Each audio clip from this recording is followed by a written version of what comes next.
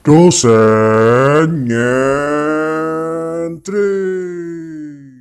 Assalamualaikum warahmatullahi wabarakatuh.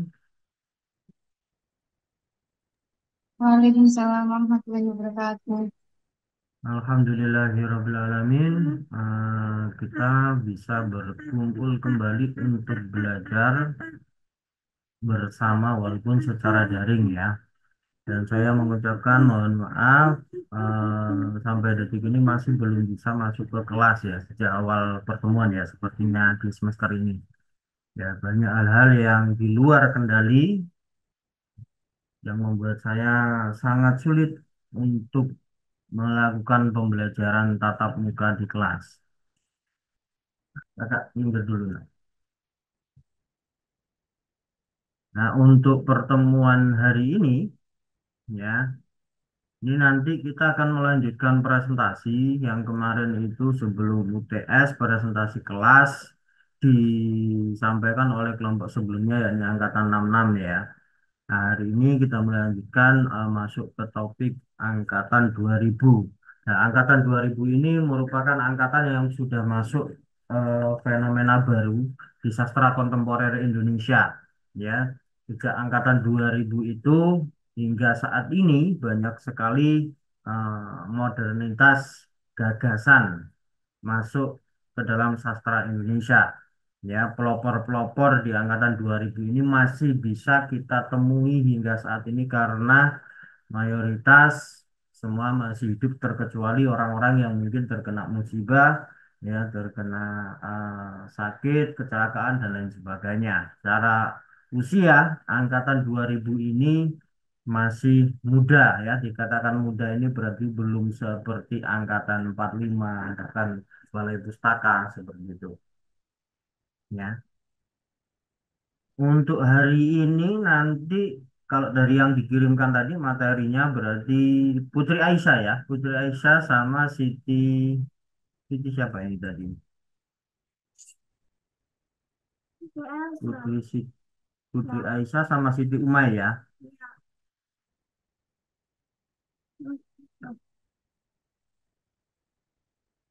Sudah hadir di Zoom dua-duanya. Kalau dari nama ini baru Aisyah ya.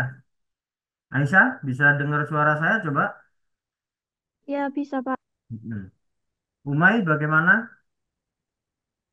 Masih belum bergabung, Pak. Masih belum bisa dihubungi. Belum, sebentar lagi, Pak.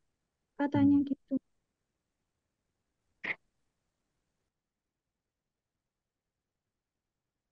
Oke, nanti yang akan kita pelajari di sini ini angkatan 2000 hingga sekarang ya.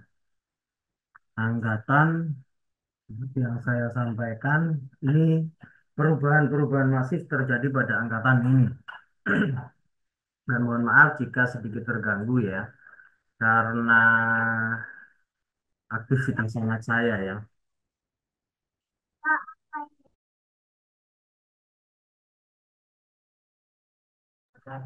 Ya, jadi banyak kejadian-kejadian tak terduga di dalam hidup saya.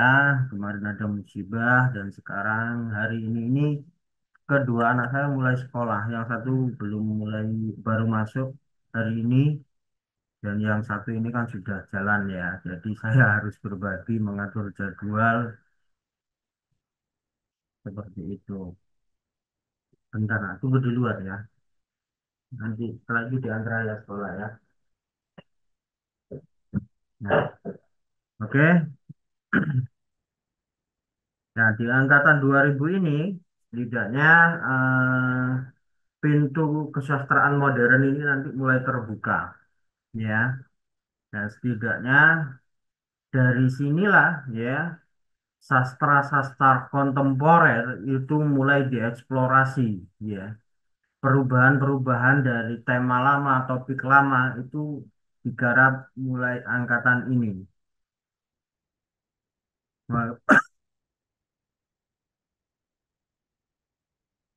Walaupun di angkatan 2020, maksudnya di tahun 2020, karena belum ada yang memberi angkatan setelah angkatan ini, belum ada yang menulis kategori angkatan setelah angkatan ini banyak perubahan ya di masuknya pandemi COVID-19, tidak hanya di dunia pendidikan tapi di semua lini bidang itu mengalami banyak perubahan, tidak terkhusus di bidang sastra Indonesia itu juga mengalami perubahan, merasakan dampaknya. Jadi ini yang membuat banyak perubahan ya khususnya bidang kesastraan dan saya sedang berusaha untuk menulis atau meriset itu juga melalui pintu puisi. Nah, oke, Siti Umay sudah bergabung, maka selanjutnya nanti akan diteruskan oleh Putri Aisyah dan Siti Umay di angkatan 2000 dan nanti akan saya respon kembali perbincangan di awal sebagai pembuka ini setelah presentasi dan diskusi. Oke, saya persilakan untuk Umay dan Aisyah melaksanakan presentasinya. Silakan. Assalamualaikum warahmatullahi wabarakatuh. Waalaikumsalam warahmatullahi. Waalaikumsalam warahmatullahi wabarakatuh. Di sini kami akan mempresentasikan tentang sejarah sastra Warahmatullahi angkatan 2000 wabarakatuh. hingga sekarang.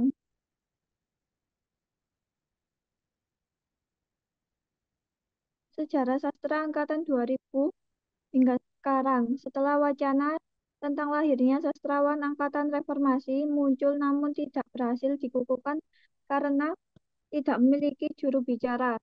Korrie Layun tampan pada tahun 2002 melempar wacana tentang lahirnya sastrawan angkatan 2000. Sebuah buku tebal tentang angkatan 2000 yang disusunnya diterbitkan oleh Gramedia, Jakarta pada tahun 2002. 100 lebih penyair, cerpenis, novelis, esai, dan kritikus sastra dimasukkan Korrie ke dalam angkatan 2000, termasuk mereka yang sudah mulai menulis sejak 1980-an, seperti Afrizal Malna, Ahmadun Yosi Erwanda, dan Seno Bumira Dharma, serta yang muncul pada akhir 1990-an, seperti Ayu Utami dan Dorothea Rosa Herliani, penulis dan karya sastra angkatan 2000.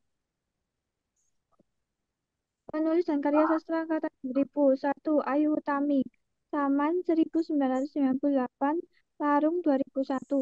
2. Seno Bumira Dharma, Atas Nama Malam, Sepasang Senja untuk Pacarku, Biola Tak Berdawai. 3. Dewi Lestari, Supernova 1, Kesatria Putri dan Bintang Jatuh 2001. Supernova 2, 1, Akar 2002. Supernova 2, Petir 2004. 4. Rudal Tanjung Banua, Pulau Cinta di Peta Buta 2003. Ziarah Bagi Yang Hidup 2004. Parang Tak Berulu 2005. Gugusan Mata Ibu 2005. Habibur Rahman El Sirazi, Ayat-Ayat Cinta 2004. Di Atas Sajadah Cinta 2004. Ketika Cinta Berbuah Surga 2005. Pudarnya Pesona Cleopatra 2005. Ketika Cinta Bertasbih 2007. Ketika Cinta Bertasbih 2 2007. Dalam Mihrab Cinta 2007. 6. Andrea Hirata, Laskar Pelangi 2005, Sang Pemimpi 2006, Eden Sor 2007, Maria Mahkarkov 2008, Padang Bulan dan Cinta Dalam Gelas 2010. 7. Ahmad Fuadi, Negeri Lima Menara 2009, Tiga Warna 2011. 8. Dosa Lukisan Jiwa Puisi 2009, Melankolis 2009.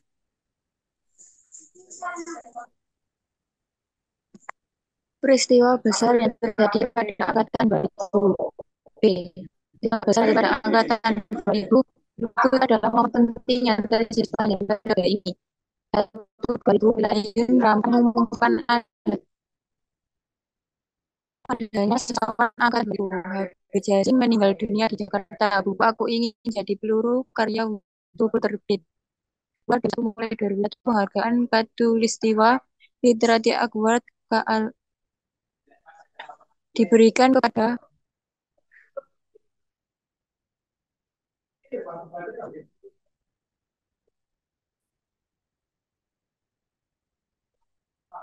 sastrawan yang menghasilkan karya sastra terbaik. Mereka yang pernah mendapatkan penghargaan ini antara lain Bainawan Muhammad, Remi Silado, Hamsat Rangkuti, Seno Gumira, Aji Dharma, Linda Kristanti, Sapardi Djoko Damono, Joko Pinurbo, Gus Acep, dan Zamnor. 2002, majalah Horizon menerbitkan buku Horizon Sastra Indonesia yang terdiri dari 4 kitab, yakni kitab puisi, cerpen, novel, dan drama. Dalam buku ini, Hamzah Fansuri yang hidup di abad ke-17 dimasukkan sebagai sastrawan Indonesia yang pertama. 4.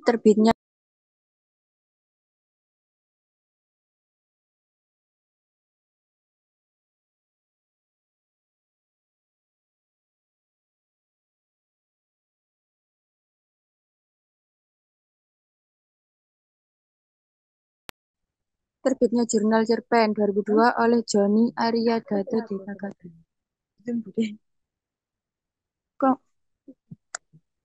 Kongres Cerpen yang dilaksanakan secara berkala 2 tahun sekali.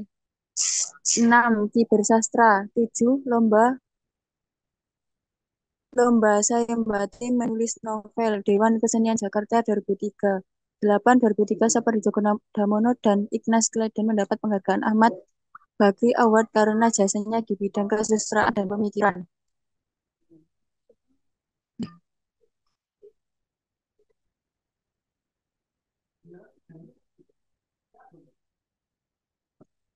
Sembilan, 2004, pemilihan presiden secara langsung yang dilakukan pertama kali di Indonesia. Susilo Bambang Yudhoyono terpilih sebagai presiden, mengalahkan Megawati. Di Dinas Sastra, para sastrawan muda mendeklarasikan lahirnya generasi sastrawan siber. 10, 2005, novel Laskar Pelangi karya Andrea Hirata terbit. Novel ini dan novel Ayat-Ayat Cinta menjadi novel paling laris bestseller dalam sejarah penerbitan novel di Indonesia. Kedua novel ini juga ditransformasi ke film. 11. Festival Seni Surabaya 2005. 12. 2006 Yayasan Lontar menerbitkan antologi drama Indonesia 1895 sampai 2000. Penerbitan buku ini menunjukkan bahwa sejarah sastra Indonesia bukan dimulai pada 1920 melainkan pada 1895. Anton Kurnia menerbitkan Ensiklopedia Sastra Dunia 13 2007. Novel Kaladita karya Seno Gumira Adjarma terbit. Buku kumpulan puisi autobiografi karya Saud Simutorang terbit. Saud adalah salah satu sastrawan yang menggerakkan sastra siber, sastrawan Ode Kampung, dan majalah Waimi Potra. 14 2008 buku-buku Pramedia Ananta Teor yang dicetak ulang dan buku-buku korban tragedi 1965 yang ingin meluruskan sejarah marak di toko-toko buku dan menjadi buku laris. Misalnya Suara Perempuan Korban Tragedi 65 karya Ita F. Nadia.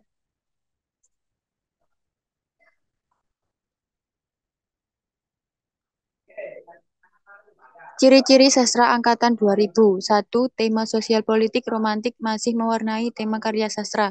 2. Pilihan kata diambil dari bahasa sehari-hari yang disebut bahasa kerayak jelatan. 3. Revolusi tipografi atau tata wajah yang bebas aturan dan cenderung ke puisi konkret. 4. Penggunaan estetika baru yang disebut antromorfisme gaya bahasa berupa penggantian tokoh manusia sebagai aku lirik dengan benda-benda. 5. Karya-karyanya profetik, keagamaan, atau religius dengan kecenderungan menciptakan penggambaran yang lebih konkret melalui alam.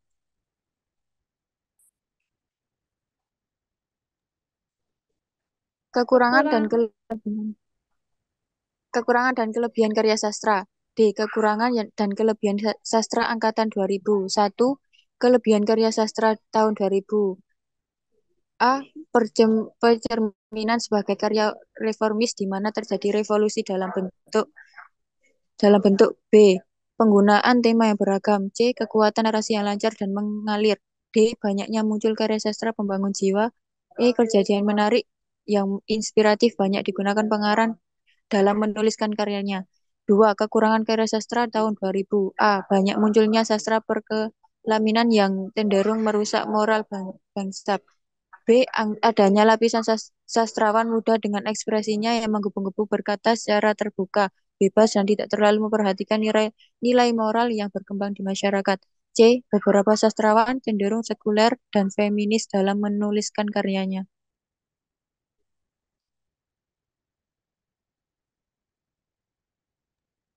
Jenis sastra yang berkembang dalam angkatan 2000. 1.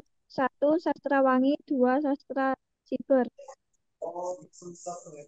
Ideologi feminisme dalam sastra angkatan 2000. Pesan ideologi feminisme yang disampaikan oleh anggota angkatan 2000 biasanya tidak sampai menceramai atau memarahi pembaca. Kadang-kadang seorang tokoh perempuan dapat dengan mudah mengalahkan laki-laki dari berbagai bidang, kecuali dalam hubungan seksual, seperti yang terlihat dalam karya sastra 2000-an. Karya pengarang perempuan sekarang juga lebih berani, terutama setelah perubahan di media tahun 1998. Banyak karya sastra yang ditulis oleh pengarang perempuan dari angkatan 2000, menampilkan topik sesi yang menarik bagi eksekutif, pembaca, dan sastrawan. Ada yang mengerti karena itu adalah bagian dari kehidupan yang sering terjadi dan tidak perlu disembunyikan. Sebagian lebih buruk karena dianggap sebagai karya vulgar dengan mengatasnamakan seni. Misalnya, Ayu Utami dan Jenar Maesa Ayu adalah contoh pengarang perempuan dari angkatan 2000 yang selalu menggambarkan kehidupan seksualitas tokoh-tokohnya.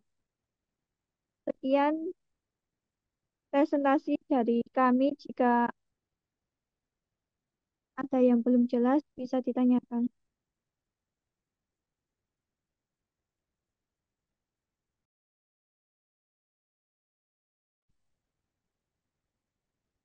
Baik, Di Assalamualaikum. sini saya ingin bertanya mengenai ideologi feminisme. Apa alasannya dalam sastra angkatan 2000 itu menghubungkan dengan ideologi feminisme? Tolong Anda jelaskan. Terima kasih.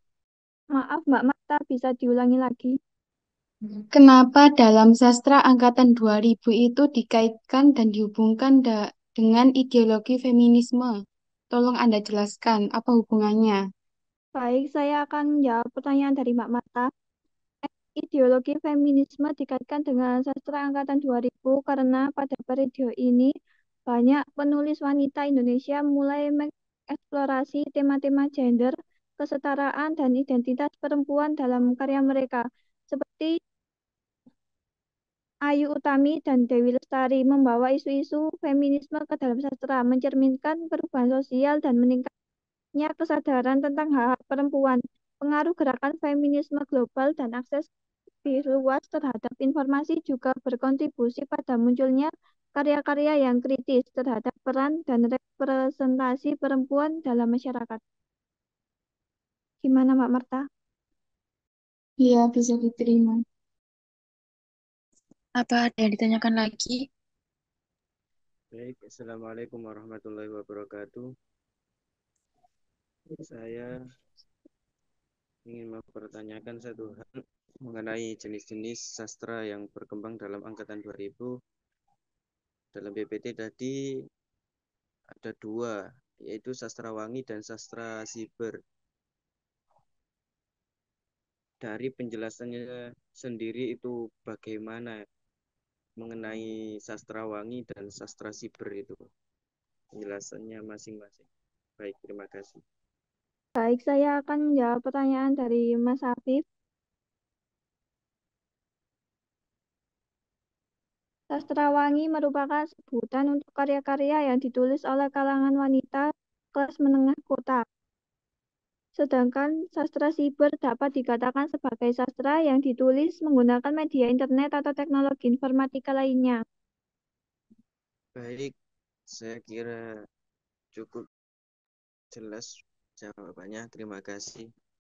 Baik, apakah ada yang ditanyakan lagi? Jika tidak ada, kami akan menutup presentasi kali ini. Baik, jika tidak ada yang ditanyakan lagi, kami akan menutup presentasi kali ini. Maaf jika ada Saya kemarin itu dikirimi link untuk Zoom Prodi gitu ya. Saya pikir berlangganan, ternyata saya buka hanya 40 menit ternyata tadi ya. Pas 8.42 langsung tertutup. Oke, itu tadi sekilas pintu yang sudah dibuka oleh Mbak Putri sama Mbak Umay ya. Mbak Umay tadi presentasi saya matikan videonya karena saya mendengarkan di sini suaranya putus-putus, langsung saya matikan videonya, suaranya stabil. Jadi mungkin tadi agak kaget loh video saya kok nutup gitu ya. Karena gitu kalau misalnya kita pakai video suaranya nyendat-nyendat itu berarti internetnya tidak stabil. Nah, kalau suara saya misalnya tidak stabil, saya tolong diberitahu ya. Maksudnya kalau suaranya putus-putus, saya coba share screen ya.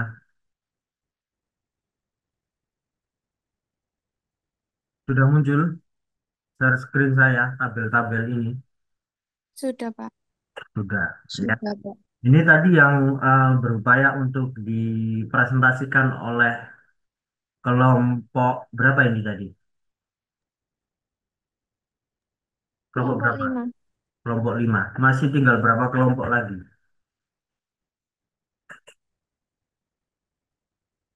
Yang belum presentasi berapa? Dua. Atau ini terakhir?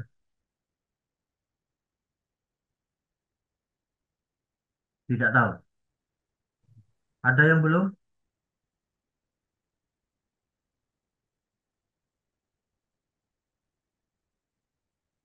Kok nggak ada suaranya ya? Ada yang belum? Presentasi. Kurang 2 kelompok, Pak. Kurang dua kelompok. Oke. Jangan diem ya ketika ditanya. Saya takutnya itu nggak nyambung. Kalau nggak ada yang jawab, saya pikir nggak nyambung. Ya.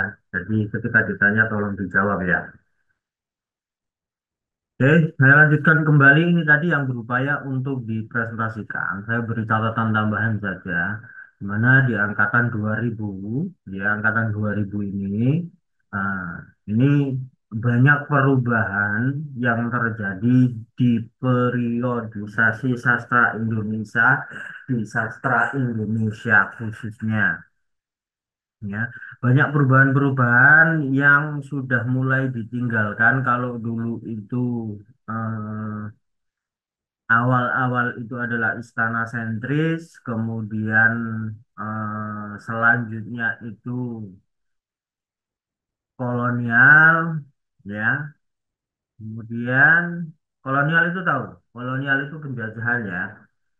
Ya, angkatan Balai Pustaka, angkatan Pujangga Baru, kekuatan istana sentris masih ada, tetapi masuk era kolonial juga, sehingga topik-topik tentang kolonialisme itu masuk ya. Seperti karyanya Pram yang disebutkan di angkatan ini cetak ulang ya, itu banyak sekali kolonialismenya, walaupun istana sentris juga sesekali muncul. Tapi paling kuat adalah kolonialismenya. Bagaimana Mingke, tokoh utama dari tetralogi Buru, ya karyanya Pram yang dicetak ulang di tahun 2000-an ini, yang kemudian booming, ya tetralogi Buru itu dari Bumi Manusia, itu yang pertama. Jadi kalian ketika punya kesempatan, ya bacalah buku itu biar tahu bagaimana sih cerita Belanda, noni-noni Belanda itu menguasai bangsa ini secara moral, ya. Nah, pemberontakan itu dilakukan oleh Pram, ya melalui tokohnya si Mingke ini yang mencintai, ya gadis keturunan Belanda, ya. Nah, ini bisa jadi juga diangkat dari kisah pribadinya. Karena apa? Karena Pram itu juga pernah menikah dengan orang Belanda, sempat tinggal di Belanda juga. Nah, itu tercermin sedikit, tetapi realita itu tidak serta-merta bisa dipercayai ketika ada di dalam karya sastra, karena ada perpaduan dari imajinasi. Nah, tetapi kejadian itu ada di karya-karyanya Pram. Ya. Kemudian, ya, karya-karya Pram itu akhirnya kenapa booming? Karena banyak sekali isu-isu kolonialisme di dunia, ya, banyak isu-isu yang juga mulai dibicarakan, ya, bangsa-bangsa yang pernah menjajah bangsa lain, ya, di Perserikatan Bangsa-Bangsa dibicarakan, sehingga karyanya Pram itu tidak hanya dicetak ulang di Indonesia, tetapi mulai diterjemahkan ke bahasa-bahasa di dunia. Oleh karena itu, di sebelum Pram meninggal, ya, sebelum Pram meninggal itu karyanya sudah masuk ke jajaran karya-karya yang akan menerima Nobel Sastra Dunia. Nah, Indonesia baru Pram, ya, yang masuk karyanya ke sana. Yang booming saat ini seperti yang disebutkan tadi, ya, Andrea Hirata itu kan juga mulai diterjemahkan ke dunia. Kemudian karya-karyanya Tereli, Anwar Fuadi itu mulai diterjemahkan ke dunia. Karena apa? Karena isunya tidak mengangkat isu-isu kemanusiaan secara global. Tiga pengarang tadi yang berangkat dari karya populer itu tidak masuk sampai saat ini tidak masuk ke jajaran list penerima Nobel Sastra Dunia. Mengapa? Karena penghargaan sastra atau Nobel Sastra Dunia itu, ya, notabene mengangkat isu-isu sosial, ya. Makanya yang sempat rame beberapa tahun terakhir, Tereli mulai mengangkat di media sosialnya berbicara soal bangsa ini, bagaimana PKI, ya, itu di media sosialnya, di Facebooknya, ya, di Twitternya dia mulai berbicara itu, ya, karena modalnya nggak begitu kuat, pengetahuannya nggak begitu kuat, ya, ada beberapa yang miss. Nah, akhirnya rame juga. Maksudnya rame itu ada yang menentang, ada yang percaya, gitu ya. Nah, hingga saat ini Tereli sudah mulai berupaya mengangkat isu-isu sosial ke dalam karyanya.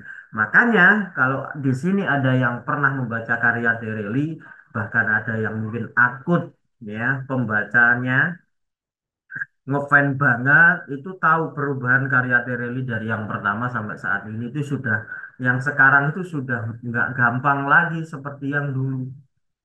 Nah, prosesnya seperti itu. Orang yang nulis sastra populer dengan bahasa-bahasa yang sederhana pada akhirnya, karena terlalu sering menulis, akhirnya memikirkan bagaimana tulisan saya ke depannya terus berkembang. Nah, akhirnya Dereli pun menggarap topik-topik yang serius dengan pola penggambaran sesederhana mungkin. Ya, tetapi sesederhana apapun ketika topik yang digarap sudah mulai serius, bahasanya pasti akan mulai serius juga. Makanya di novel-novel terakhirnya, beberapa tahun terakhir, bahasa-bahasanya sudah mulai rumit, tidak semudah dulu. Itu karena dugaan saya, ya, Tereli juga ingin meneruskan perjuangan Pram masuk ke jajaran Nobel Sastra Dunia, ya, sastra yang bergengsi, yang ketika mendapatkan penghargaan itu ada salah satu pengarang luar negeri yang bisa dibuat untuk membeli pulau dari hadiah penghargaan tersebut. Jadi bisa dibayangkan berapa besar uang dari penghargaan tersebut, ya. Terlepas dari itu, di tahun 2000-an juga mulai muncul penghargaan untuk sastra nasional. Apa tadi yang disebutkan KLA, Katulistiwa Literary Award, ya. Mulai ada penghargaan itu, ya, penghargaan-penghargaan di dunia sastra Indonesia mulai bermunculan sejak periode ini. Makanya periode ini disebut periode reformis, periode penuh banyak perubahan, reformasi-reformasi gerakan, tidak hanya gerakan politik, tetapi juga gerakan sastra, gerakan seni budaya juga mulai terjadi di periode angkatan 2000 ini. Nah, perubahan-perubahan itu ternyata juga berdampak ya pada topik yang digarap. Nah, topik yang digarap adalah topik-topik seksualitas dan juga topik-topik sekuler.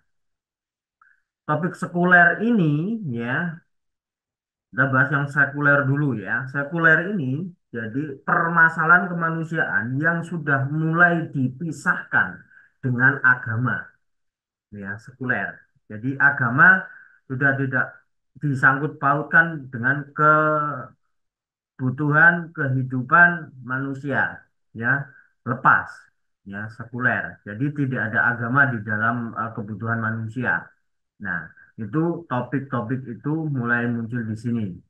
Nah, kemudian topik itu juga memicu seksualitas salah satunya. Nah, sehingga angkatan 2000 ini dianggap sebagai angkatan-angkatan yang mungkin sudah mulai terjerembab dari religiusitas.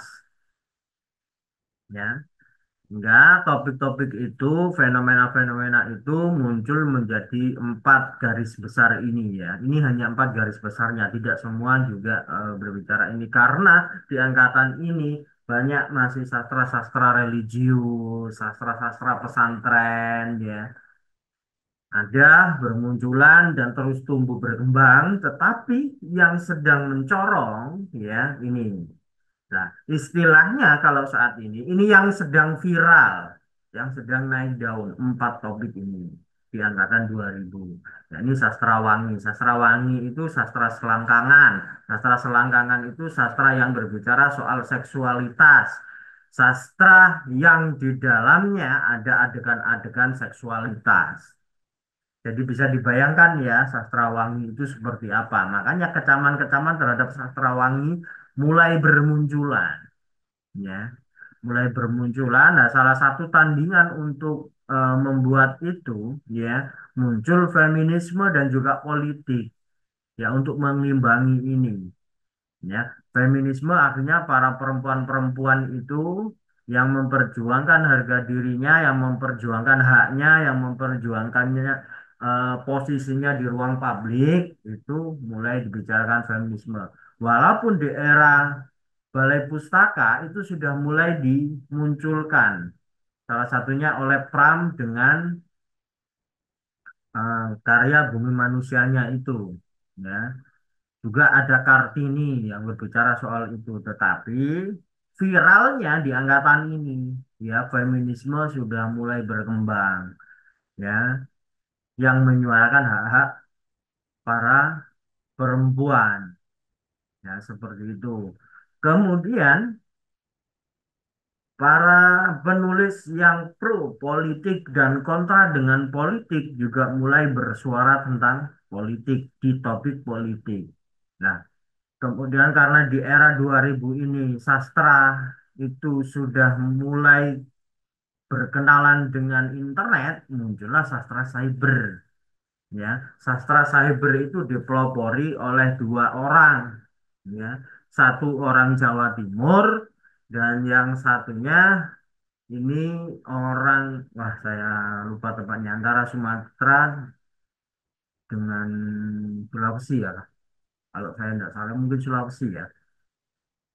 Itu kalau namanya saya ingat ya, pelopor cyber sastra ini adalah Hasan Aspahani dan kalau yang Jawa Timur ini Nanang Suryati. Nah, itu pelopor sastra cyber. Sastra cyber ini juga merupakan perlawanan dari sastra kanon. Sastra kanon itu ya merupakan bentuk realitas yang muncul di sastra koran dan sastra majalah.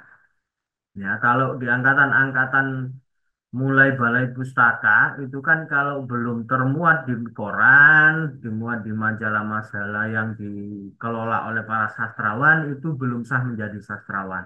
Nah, sastra cyber ini muncul untuk melawan itu, ya. Mulai muncul di blog-blog gitu ya.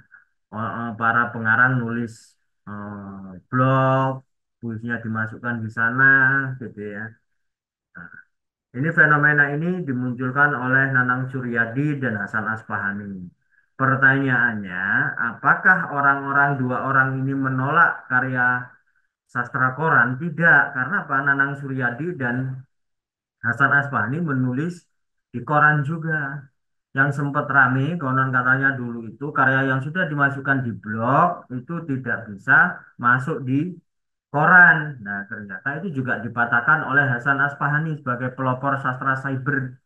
Ya, beberapa puisinya di tahun 2011 dulu ya akhirnya dimuat di Kompas, padahal beberapa waktu sebelumnya puisi-puisi itu dimuat di blognya. Ya, nah, itu yang membuat sastra Indonesia rame di angkatan 2000. Ini banyak polemik. Ya, 4 topik ini yang mengangkat polemik-polemik tersebut. Nah, jadi seperti itulah kiranya yang bisa kita pelajari perubahan-perubahan di angkatan 2000. Ya. Dan di angkatan 2020 akhirnya ya, sastra cyber ini mulai menemukan puncaknya. Kenapa seperti itu? Karena di 2020 ya kita kena COVID. Ya, semua orang dipaksa beraktivitas melalui digital, melalui cyber, melalui internet. Ya, mau tidak mau sastra juga tergerus. Ya, para sastrawan mulai banyak memiliki website, mulai menulis di media-media online, ya, mulai membuat YouTube, sehingga nama-nama itu ya sekarang dengan mudah ditemukan di media-media internet. Maka dari itu bagi yang memiliki media sosial, misalnya saya hanya memakai Facebook, ya, cari nama-nama sastrawan ya yang dipresentasikan tadi khususnya di angkatan 2000 itu pasti ada. Ya, karena pertemanan di Facebook itu terbatas. Nah, sekarang itu kan bisa mengikuti, klik tombol ikuti. Ya. Bagaimana sih polemik-polemik sastra, ya, pemikiran-pemikiran para sastrawan, ya, itu seperti apa? Kalian bisa tahu dari mengikuti media sosial mereka. Nah, sehingga apa sih yang sedang hangat, yang sedang terjadi di dunia sastra itu kalian bisa tahu, ya. Walaupun hanya sekadar mengikuti sebagai follower gitu ya.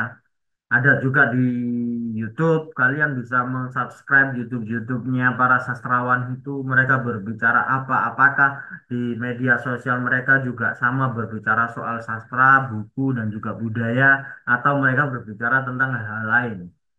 Nah, itu nanti kalian bisa mengikuti perkembangan-perkembangan itu. Nah, sehingga ketika kalian belajar, setidaknya nanti kalian sudah mulai bisa eh, mencerna secara perlahan. Mengapa? Karena di situs atau di media sosial kalian, kalian berkenalan dengan status-status mereka yang mungkin bahasa-bahasanya akan kalian temukan saat belajar sastra di kelas. Nah, itu manfaatnya. Nah, itu yang bisa saya sampaikan tambahan untuk angkatan 2000 ini. Jadi angkatan 2000 ini pelopor ya untuk perubahan secara reformis ya, baik dari struktur maupun dari hal-hal yang sifatnya ideologis. Oke, silakan Ahlan mau bertanya apa? Silakan. Saya mau bertanya kan ini membahas tentang karya sastra angkatan 2000 sampai sekarang. Hmm. Kan karya sastra yang berbentuk novel atau cerita itu kan banyak diangkat ke ranah itu, Pak, hiburan bioskop. Nah, kenapa kok nggak disinggung di apa pembahasan ini kan? Tadi cyber itu kan teknologi, itu kan menyinggung tentang apa kayak web, blog gitu aja. Apakah kayak bioskop itu tidak termasuk cyber kan itu termasuk mengangkat dari novel-novel dan cerita itu, Pak. Oke. pertanyaan yang cukup bagus ya dari Mas Ahlan. Jadi seperti ini ya penjelasannya. Cyber itu yang berkenaan dengan dunia internet gitu ya, dunia cyber. Nah, tetapi kalau kita berbicara soal film itu ada bentuk yang lain, genre yang lain, atau istilahnya adalah multimodal. Jadi bagaimana sebuah karya berubah menjadi bentuk yang lain, ya itu multimodal, itu lain. Karena yang ada di bioskop belum tentu bisa kamu temukan di dunia internet, ya. Nah, jadi intinya ketika cyber itu berarti aksesnya di dunia internet. Ya, dia tidak berubah bentuk. Tetapi ketika puisi, cerpen, novel itu sudah berubah bentuk, ya itu berarti ranahnya adalah multimodal, berbicaranya multimodal, bukan sarananya. Ya. Ketika puisi itu masuk ke internet, bentuknya masih puisi, bentuknya masih tulisan, ya tidak berubah menjadi frame-frame foto, frame-frame gambar yang akhirnya menjadi sebuah bentuk video. Nah, itu perubahan itu namanya multimodal. Bagaimana perubahan-perubahan ya karya sastra beralih bentuk ya. Nah, ranahnya berbeda ya. Tapi kalau sastra cyber itu bentuknya masih sama, tetapi bisa ditemukan di dunia internet. Jadi semacam itu penjelasannya. Jadi kalau untuk film yang ada di bioskop yang mengadaptasi dari karya sastra, nah itu lain ya. Topiknya lain, itu perubahan bentuk atau dalam hal ini adalah multimodal. Jadi semacam itu. Bisa dipahami ya, Mas Ahlan? Oh iya Pak, bisa Pak. Jadi intinya itu multi modal gitu. Iya, perubahan bentuk itu masuk ke ranah multimodal. Definisinya multimodal ya, bukan soal Iya Pak. cybernya. Ya, karena dia berubah bentuk. Misalnya dari novel ke film, ya, seperti itu. Jadi perubahan bentuk. Ya, adaptasi novel menjadi film, adaptasi cerpen menjadi film, adaptasi puisi menjadi musik. Nah, itu multimodal, perubahan bentuk dari karya yang awalnya teks berubah menjadi bunyi, dari awalnya yang teks itu berubah menjadi audiovisual, dan lain sebagainya, dan lain sebagainya. Perubahan bentuk dari karya asalnya itu multimodal. Ya, silakan Mas Afif, mau menanyakan apa? Baik, Pak. Untuk apa? Kayak musikalisasi puisi yang diupload di YouTube dan channel lain itu kan masih berupa suatu syair puisi kan ya. Apakah itu termasuk siber juga? Nah, itu tadi sudah saya singgung ya. Jadi ketika bentuknya sudah berubah, itu berarti ranahnya secara definitif masuk kajian multimodal, perubahan bentuk. Ya, walaupun masih ada syairnya, tapi kan dia sudah mulai diaudiokan, ya, dari teks menjadi audio.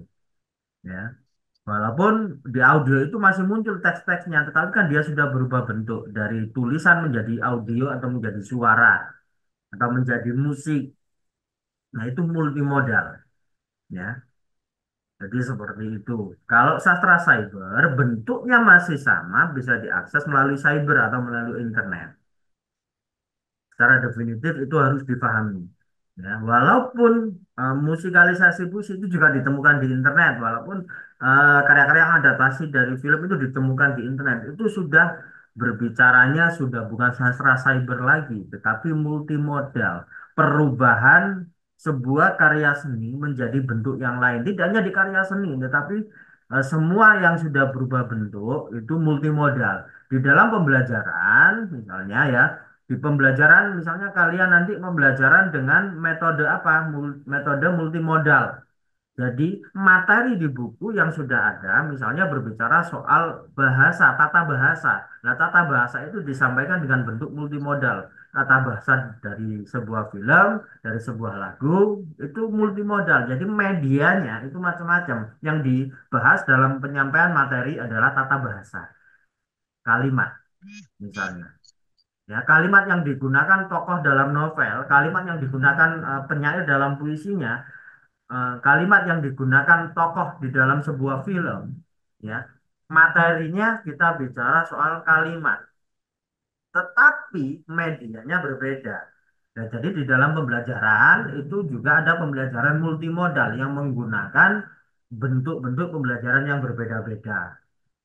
Ya, jadi itu metode multimodal dengan metode pembelajaran multimodal.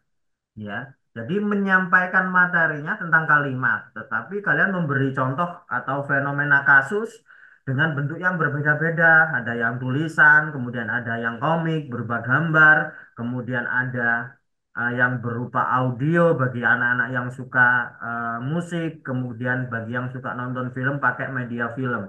Nah, sehingga semua tercover. Loh, Pak, yang suka gerak gimana? Tembang dolanan. Nah, tembang dolanan itu kan ada bahasa dan juga ada gerakan. Anak-anak disuruh bergerak, bermain, ya, tetapi selain itu kan ada yang diucapkan di dolanan-dolanan itu. Ya, misalnya, wah, dawa sing dawa jadilah itu kalau di bahasa Jawa.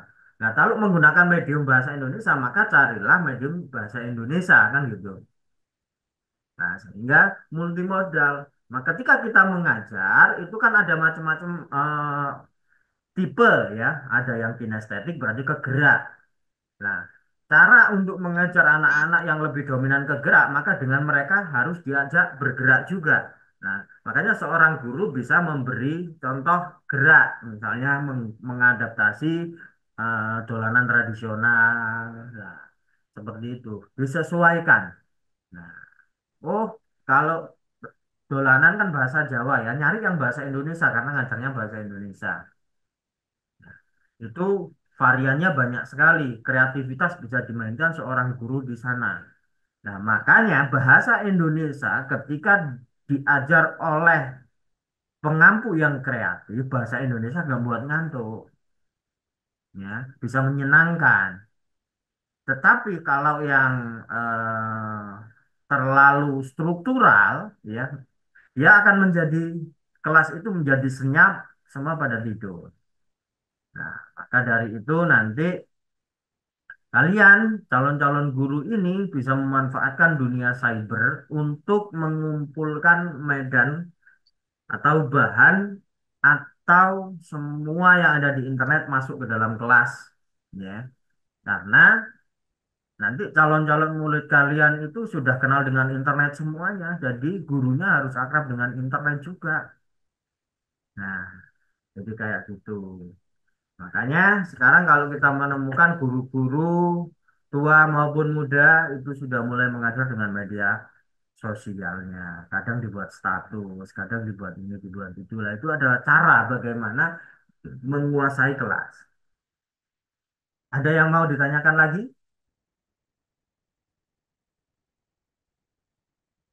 Silakan. Selain Ahlan atau Afif mungkin yang cewek mau bertanya sebelum nanti pertemuan saya akhiri. Silakan.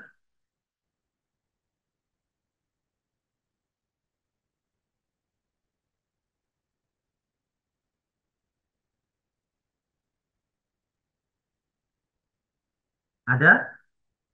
Tidak ada? Cukup untuk materi angkatan 2000. Ya. Tidak hanya penulis-penulis perempuan saja yang berbicara soal seksualitas, tetapi penulis laki-laki juga berbicara soal seksualitas. Ya, salah satunya adalah Binhat Nur Rohmat. Ya, dia menulis kumpulan esai sastra perkelaminan. Orang-orang Jakarta, orang-orang seluruh semuanya itu ya menganggap Binhat seperti yang lainnya. Karena Ayu Utami, kalau kita melihat profil, kalau kalian ngetik Ayu Utami, maka penampilannya dia juga vulgar. Ya, pakaian-pakaiannya khas perempuan ibu kota. Nah, tetapi di dalam diri Binhat, ya, itu berbeda kalau kalian mencoba menelusuri. Di waktu yang sama, Binhat bisa bicara soal seksualitas, tetapi di waktu yang sama, dia menjadi pembicara di pesantren. Itu Binhat Nur Rohman di era 2000-an. Nah, sehingga gerakan-gerakan dia itu sejak saat itu terus saya amati, ya, terus saya kaji, itu saya jadikan tesis saya S2 tugas akhir, dan saat ini saya mengerjakan karya-karya Binat untuk doktoral S3. Nah, karena apa? Karena ada perubahan-perubahan yang terus terjadi. Dia menulis ini, tetapi dia tidak begitu, ya. Dia menulis seksualitas, tetapi di dalam dirinya dia tidak memandang bahwa seksualitas itu seperti kesehariannya dia. Ya, dia hanya membongkar realita yang ada di masyarakat. Nah, ketika saya wawancarai, kenapa Anda menulis seksualitas? Apa yang tabu di seksualitas? Di pesantren kita juga berbicara seksualitas, ada kitab-kitab yang membicarakan seksualitas. Ya. Kemudian ketika kita berjalan ke rumah, keluar rumah, itu kita sangat-sangat bisa dan sangat-sangat memungkinkan ketemu adegan-adegan seksual. Ya. Perempuan yang dilecehkan, gitu ya. Kemudian laki-laki yang sifatnya keperempuanan, dia bergaul dengan para perempuan, ya. Mereka pegangan tangan. Karena dia memiliki sifat perempuan, oleh masyarakat sekitar dianggap itu biasa saja. Karena dia punya kelainan. Kalau di dalam segi agama, dia tetap dilihat sebagai laki-laki. Tetapi masyarakat memaklumi. Nah, coba ketika sikapnya adalah maskulin, dia pegangan tangan dengan banyak perempuan, ya orang akan berbicara lain. Nah, itu yang dikemukakan oleh Bihat, kenapa berbicara seksualitas menjadi tabu. Padahal kita setiap hari bertemu dengan seksualitas. Ketika saya menuliskan seksualitas itu dalam karya sastra, kenapa orang-orang menganggap aneh? Ya, seringkali misalnya ke tempat wisata ketemu cewek sama cowok berciuman. Nah, itu kan terjadi. Kemudian di tempat makan, ya, atau dimanapun itu gampang sekali ditemukan. Seksualitas bisa kita temukan dengan mudah di kehidupan. Tetapi kenapa di dalam karya sastra tidak boleh berbicara soal seksualitas? Sedangkan seksualitas itu sendiri di dalam kehidupan dimaklumi oleh masyarakat. Nah, itu berupaya untuk diangkat oleh Bintang Rohmat di dalam karya-karyanya. Ya.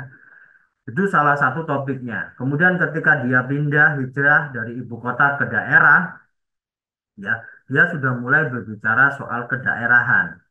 Ya, dia berbicara soal warisan tradisi, banyak hal yang dibicarakan. Ya, tradisinya apakah high culture atau pop culture. Nah, itu ternyata juga dimainkan polanya sama dengan memainkan pola seksualitas dulu. Ya, tradisi orang setiap hari Kamis itu pergi ke kuburan. Ya, maka manusia mendatangi kuburan. Bendhat Nur Rahmat membuat performan kuburan di balik mendatangi manusia. Ya, itu sempat rame. Ya, dia saat ini tinggal di Jombang. Ya, ada fenomena kuburan mendatangi masyarakat. Ya, dia menolak gagasan bahwa setiap Kamis orang datang ke kuburan untuk ziarah kubur. Ya, nah, ketika seperti itu, bagaimana logikanya kalau dibalik kuburan yang mendatangi manusia? Nah, akhirnya rame. Ya. Nah, itu akhirnya muncul gagasan baru, dia akhirnya menulis bagaimana lanjutannya kuburan online. Loh, kuburan kok online? Nah, ini gimana? Padahal, ya, misalnya Ahlan ini generasi ketujuh, ya, generasi keturunan ketujuh dari keluarganya, keluarga besarnya. Apakah Ahlan ini masih bisa ke mbah buyutnya yang generasi pertama? Kuburannya di mana? Maka tidak bisa. Tapi kalau keluarganya Ahlan ini kuat, gitu ya, secara religius, maka kirim Fatihah, gitu kan, ke ya, keturunan yang pertama. Kemudian kedua, ketiga, mungkin yang bisa ditemukan di keturunan yang kelima. Jadi nisannya masih ada di kuburan, tetapi yang pertama sudah nggak ada. Maka itu yang disebut oleh Bintang Nur Rahmat sebagai online. Kita ke Kanjeng Nabi juga nggak akan ketemu, ya akhirnya kirim online, ya ila hadratin Nabiyil Mustafa, ya bla bla bla bla, akhirnya kirim Fatihah ke Kanjeng Nabi online, itu versinya Binatur Rahman. Nah itu dia bicarakan mulai kuburan online.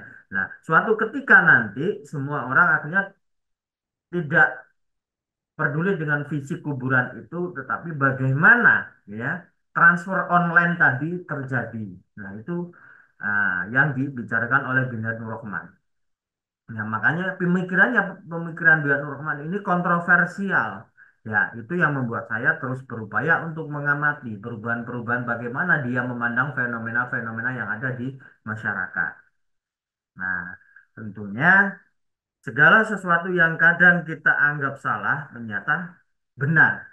Sesuatu yang kita anggap benar ternyata salah. Nah, itu seringkali terjadi di kehidupan kita. Makanya, bagaimana kita berupaya jangan melakukan justifikasi, biarkan benar atau salah itu urusan yang maha kuasa.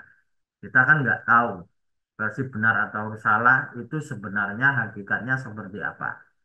Ya, kalau di dalam cerita orang yang selalu maksiat atau di dalam anjuran di agama di kitab-kitab, orang yang selalu maksiat nanti masuknya ke neraka. Tetapi ketika Allah mengubah qada dan qadarnya, orang ini sebagai ahli surga misalnya, maka nggak ada yang nggak mungkin.